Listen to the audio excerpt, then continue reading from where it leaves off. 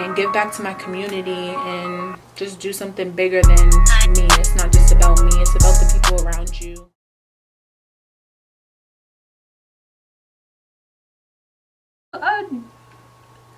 I'm blessed for you to be able to be like, okay, I'm gonna do this with you, because you was dead ass about to leave. Like, you were just in the process of getting ready to go, ticket to go to Atlanta and everything, to go look at apartments, everything, and the next thing you know, it was like, nah, you can't go nowhere. And we were just... Corona stopped all my plans right in my tracks. But you was like, bet, you believed in me, like, bet, let's do it. And I was like, let's do it then. It's crazy though, because I always thought about a podcast, but I was just like, who am I gonna do a podcast with? Like, I don't know anybody that wants to do a podcast. Like, I don't know. And then I just never did it. Like, it was a thought though. So when you was like, let's do a podcast, I was like, okay, like I'm with it. Sure. You sure was? You was like, bet, let's do it. I'm on my way. Cool. I get off at 5:30. We'll be there. I was like, let's do it then. And then everything just started moving real fast. Like, I feel like as soon as we said, like, this is the podcast, this is Valid TV, once we got the logo and the intro and everything, it felt like, alright, this is about to get real. Like, instantly right after that. And then we started, I think we started brainstorming of mad topics that we can talk about. In our first episode, I don't know if y'all noticed, but like, it's just about everything. Like, it is about everything. We talk about... I liked that episode. I liked that episode too, but it was all over the place. It was about everything. But it was so... We was just chatting. Yeah, it was chatting, but it was just so chill. Like, that would be a conversation that we would have by ourselves. Bro. Yeah. Like, don't you hate when... Yeah, that's why we can't do it like that anymore, because it gets too personal. Exactly. But now that we have a structure and like the way that we're running everything now, I just feel like it can only get better. It can only go up from here. Yeah. Right now, I'm trying to be an independent, grown woman. I'm trying to just branch out and do things on my own. I'm writing. I haven't been writing as much, I'm not gonna lie, because I've just been working on so many other things, like trying to move. But that is a goal of mine. I don't know when I will complete that, but it's just all in its own natural process, natural timing, I guess you can say. And I have some other things that I'm working on, skincare related, eventually starting a business, putting out some products, but big term, long term, really my goal in life is to just be able to provide and give back to not only my family but my community as well.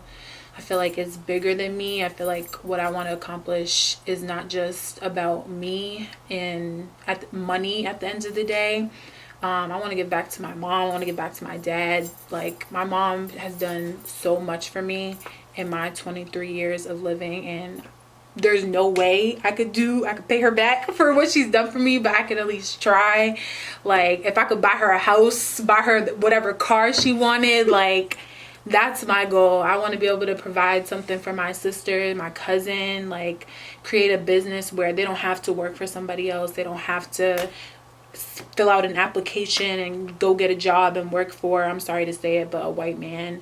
And that is just, that's my end goal, to be able to put my family on, provide for my family, and give back to my community, and just do something bigger than me. It's not just about me, it's about the people around you. And yeah, that's my main goal, the bigger picture.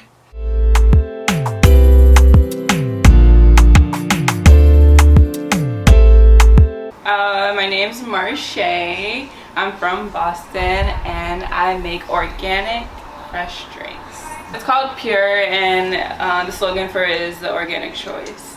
The organic choice. I didn't even know that. That's dope. And why Pure?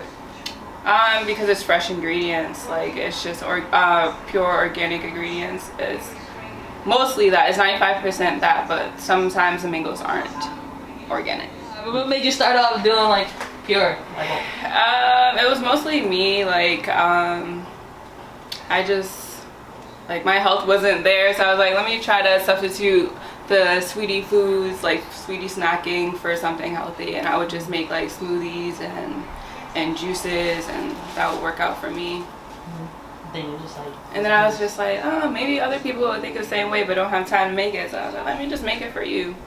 And yeah, that's how it started. How'd you come up with like your names and like your menu and all that? Honestly, it was just basically what I like. And I was like, if I like this, maybe other people like it. Even my dad's big on organic products, organic drinks. He inspired me about a lot of recipes actually. And then I would have him taste it and be like, Dad, is this good? And he's like, yeah. All right.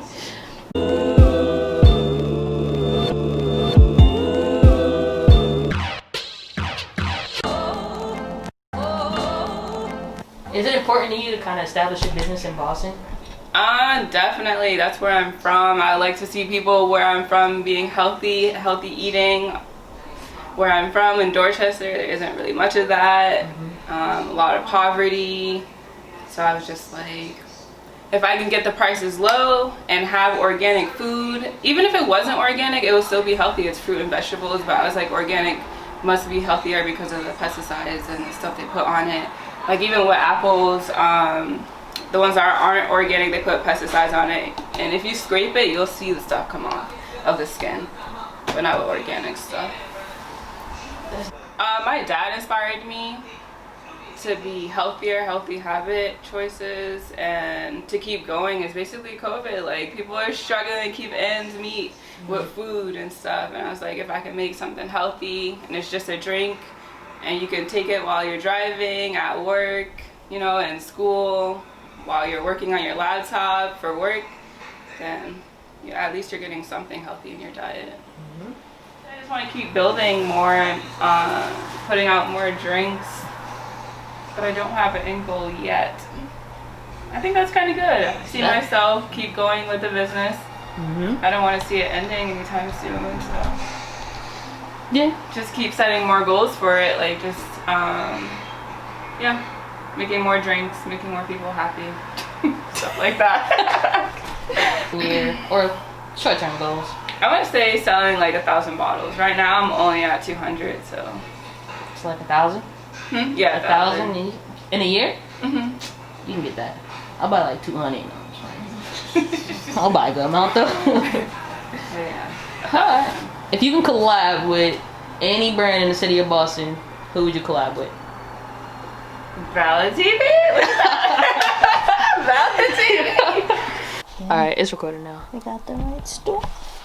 Don't be afraid to learn, and don't be afraid to ask questions. That's big. Don't be afraid to ask questions, because if you don't ask, you'll never know. And if people, you never know who's out there who can actually help you with stuff. Or to like a big characteristic of being valid is, I would have to say,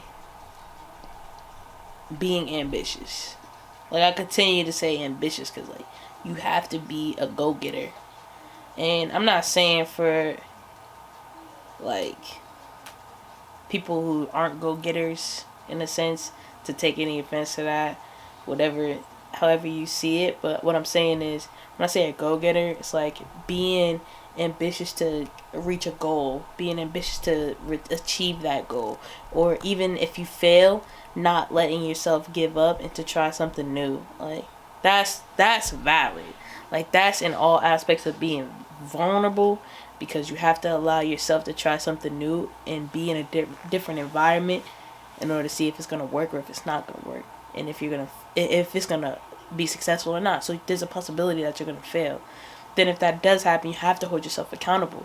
You have to be able to be like, okay, well, it didn't work. This is where I messed up. This is what can be better, and this is how I can move forward. You know, you have to be a leader in that aspect, because if there's people who are looking up to you, you have to be the one to be like, okay, well, they're looking up to me, and if I fail, they're gonna know that failure is okay, and it's not okay. It's not okay, but it is okay. It's how you come back from it, right? How you get back up. Exactly, how you get back up from it.